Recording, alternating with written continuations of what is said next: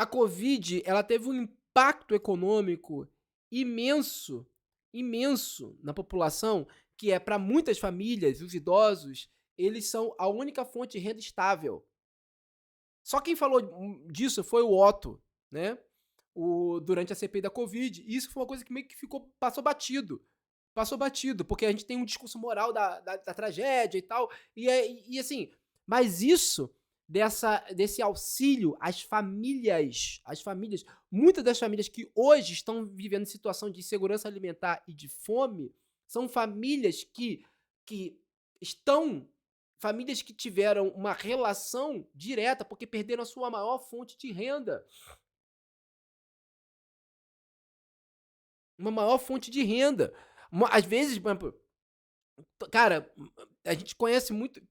Na minha família, sei lá, boa parte, que se eu consegui estudar, cara, foi por causa da minha avó e do meu avô, que tinha uma aposentadoria.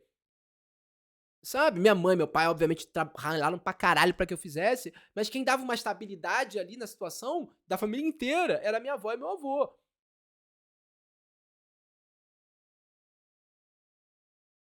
Sabe? Era minha avó e meu avô, que era que tinham aposentadorias. Então, assim, cara, e isso, imagina, essas pessoas foram a Covid levou essas pessoas de súbito. Então, assim, quando você tá falando de 700 mil brasileiros mortos, você não tá falando só da morte dessas pessoas, você tá falando de uma tragédia social, de ondas, que sabe, tipo assim, sabe quando você joga uma pedra na água? Tipo, tem aquela onda, sabe qual é? Tipo, quando você joga a morte de várias dessas pessoas, quando você joga a pedra, a morte dessas pessoas foi como uma pedra jogada na água, e a onda era uma onda é uma onda de desgraça que acometia a família como um todo, e vai seguir acometendo. Cara, a morte de algumas pessoas, muitas pessoas, não tô falando isso não é uma minoria estatística, eu não tenho esse dado, não vou ser irresponsável com relação a isso, mas tipo assim, a morte de muitas dessas pessoas, eu acredito, aí eu falo, de ser específico, eu acredito que isso seja um número imenso, representa um dano, um golpe à estrutura das famílias que vai levar gerações para ser recuperado.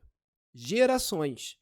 Tem gente, tem criança nesse momento no Brasil que teve o seu desenvolvimento social dentro da sociedade comprometido por conta da morte de um avô. Tem muita gente que não entende isso.